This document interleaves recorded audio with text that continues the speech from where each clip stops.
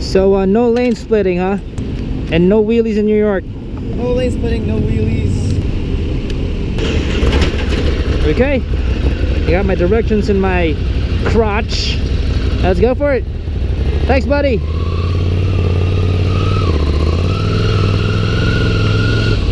All right, New York City. Let's do this.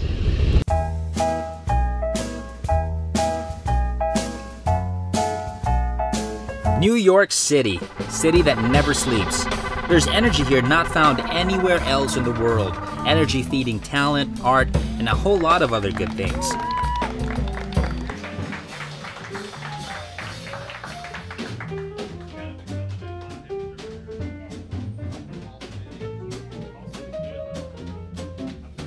Energy magnifying my excitement to ride Ducati Scrambler Cafe Racer. So, before we move forward, let's take a look at the name.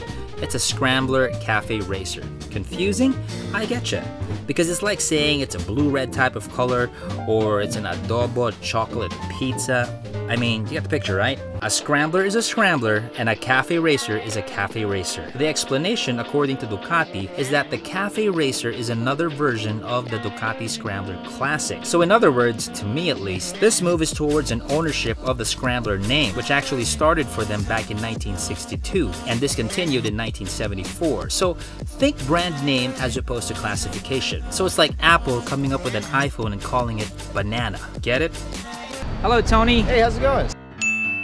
So you're gonna show me the bike and you're gonna tell me what it's about, yeah? Absolutely. This is the 2017 Scrambler Ducati Cafe Racer. It still has the 803 motor, but this one has the Euro 4 compliant refinement, I guess.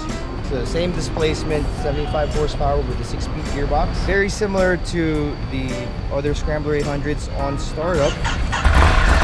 Sounding good, huh? Oh yeah. The controls are fairly universal in terms of the cutoff switch, still the same as the prior generation. Underneath your seat, you've got a duster for the factory toolkit or storage compartment, and then you can put your toolkit underneath the strap here. Okay. You can put your registration there and all that paperwork there too, right? Absolutely. And maybe a little sandwich. In here, you have your USB charger.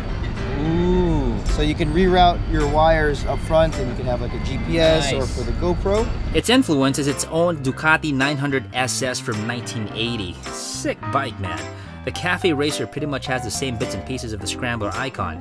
Engine, power, and torque are the same. The tank, frame, headlight, instruments, and brake systems are all the same. Exhaust is from the Scrambler full throttle. What's new? The suspension, clip-ons, and of course 17-inch wheels wrapped with Pirelli Diablo 2 tires. And the radial front mount master cylinder. Of course, Cafe Racer hues are all there. Bar end mirrors, number plate. The seat cowl, stump front fender, and a lowered headlight. Not that low though. The bike shade is called Black Coffee, and both the logo and tank badges are new.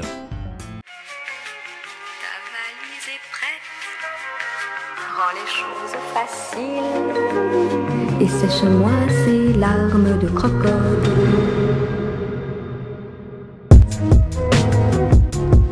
The biggest difference of the Cafe Racer with the other Ducati Scramblers is the handling. Usually, when you turn a regular bike into a Cafe Racer, it gets heavier and a bit more difficult to maneuver due to the lower and narrower handlebars. Now, Ducati figured out how to address this issue with a rake. This is a big role on how a bike handles. The bigger the rake or the more the front wheel is away from the frame means it will be less agile compared to a bike with a steeper rake. The rake of the Cafe Racer is 21.8 degrees. That's pretty steep. To give you an idea, supermoto and track bikes are around 23 to 24 degrees. Sport bikes are in the 25-degree ballpark. Touring bikes are around 29 degrees. Choppers are at 45 degrees. Get the picture? So cornering with the Ducati Cafe Racer is tight, quick, and sure. It almost feels like you're on rails at a turn on a roller coaster. In town, this is a joy. In open winding roads, be sure to get ample seat time, or this kind of agility at a faster pace might give you a false sense of confidence and you might tip. You just gotta know and respect the bike more, because this rake is different from most bikes you've ridden.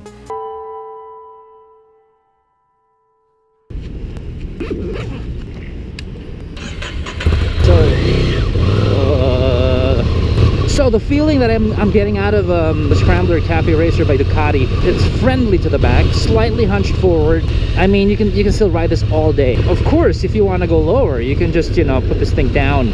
I know it's summertime in New York, but this is like one of the coldest summers that they have experienced. So engine heat, I'm not really feeling anything because it's cold. But of course, we all know back in Manila, Scramblers tend to be hot, but it goes with the territory, you know. Bigger displacement means more power, more heat. How do I get to Times Square? Times Square? Times Square? Yeah, bro. Straight up. Straight up. Just go straight down this road.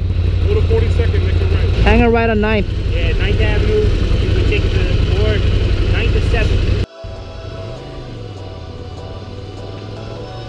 Another thing to get used to with this bike are the brakes as compared to the Ducati norm. You'll be tugging at it a bit more to get on the expressive and substantial side of things as stopping goes. Ducati's persona on stopping power has a lot of bite. The Cafe Racer just has a bit less of that. Lincoln Tunnel. Now, to be clear, at least in this day and age, this is not a race bike. It's a Cafe Racer. And I think Ducati did a splendid job on the suspension with this consideration in mind. You have a good one. Yeah, you too, man. Alright, open road, finally. It didn't dive, it didn't bounce. And if you want more spirited riding, yes, you can upgrade it, pero day na, okay na yan. Ducati made a beautiful, functional bike performing well in the city and for some fun and twisties out of town. The entire Ducati Scrambler lineup now is a sight to behold, more so with the addition of the Cafe Racer. Grazie per aver visto la macchina. Questo è Zach Lucero. Addio.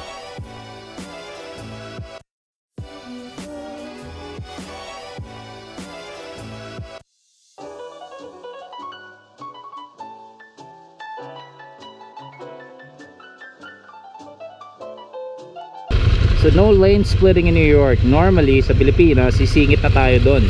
Pero day na. Baka may magpatrol dito, sabihin nila, "Yo man, you Filipino, what are you doing?"